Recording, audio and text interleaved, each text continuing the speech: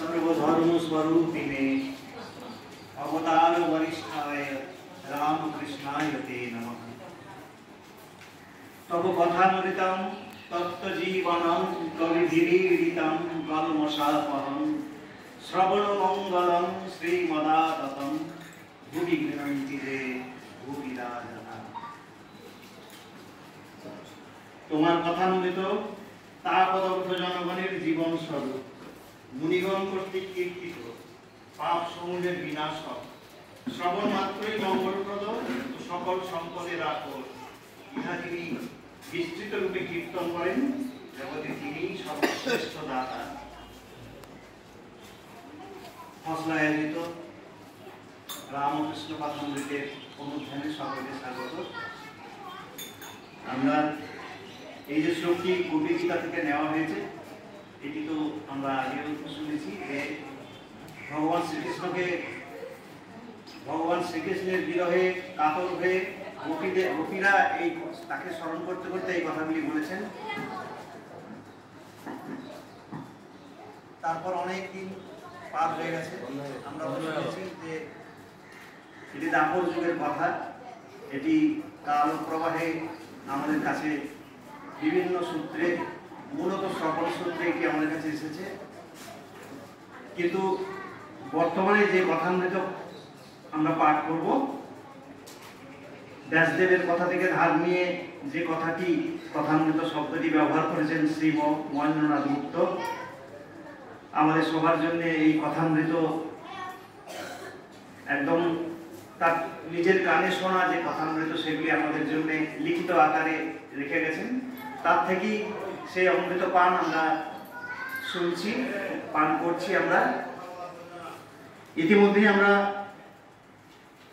কিছু বিশেষ অমৃত সম বাক্য তার মুখ থেকে শুনেছি আমরা। সেগুলি যেমন হলো যে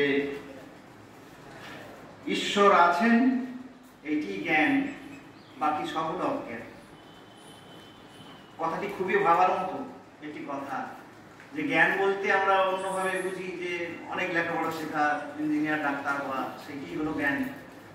কিন্তু শ্রীরামকৃষ্ণ বলছেন যে ঈশ্বর আছেন এইটি জ্ঞান, বাকি সবই অজ্ঞান। এটি আমরা আগেই শুনেছি। আরো শুনেছি গৃহীদের জন্য কবির দরকারি কথা, যে মানুষ খারাপ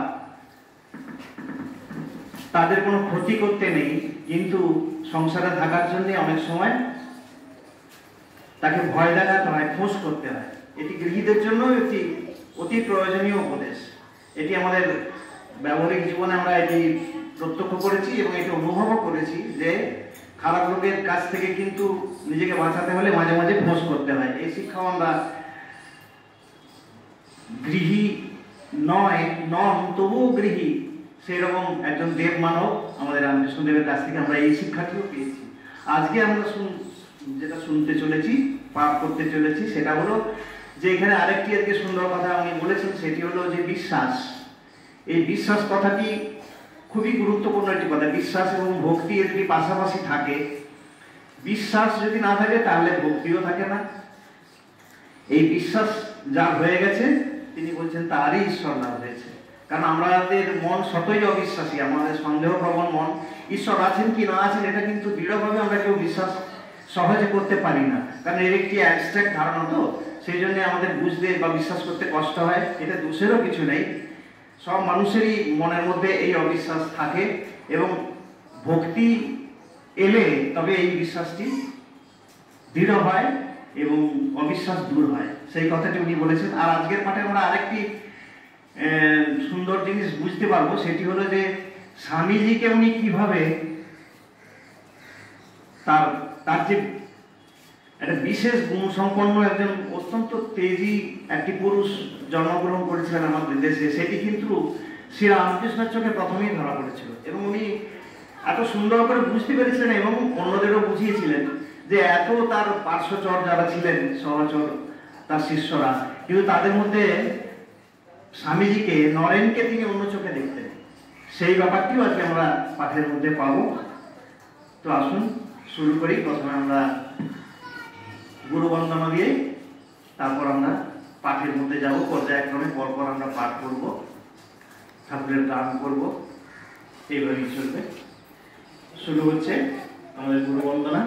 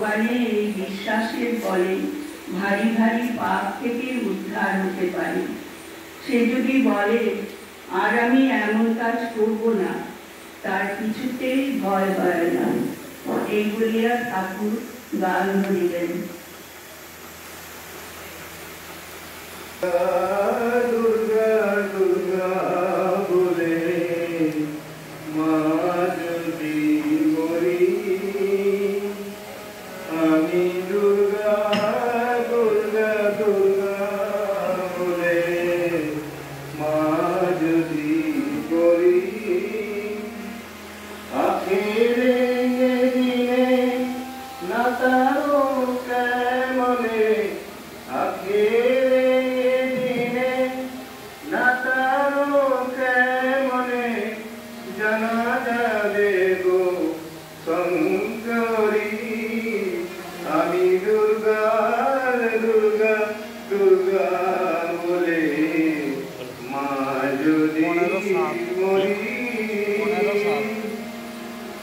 নাসি গো ব্রাহ্মণ হত্যা করি ভ্রণ সুরাপানাদি বিনাশী নারী নাসি গো ব্রাহ্মণ হত্যা করি ভ্রণ সুরাপানাদি বিনাশী নারী এসব পাতক না ভাবিলে গো এসব পাতক না ভাবিলে গো ব্রহ্মপদ নিতে পারি এসব পাতক না ভাবিলে গো ব্রহ্মপদ নিতে পারি আমি দুর্গা দুর্গা দুর্গা বলে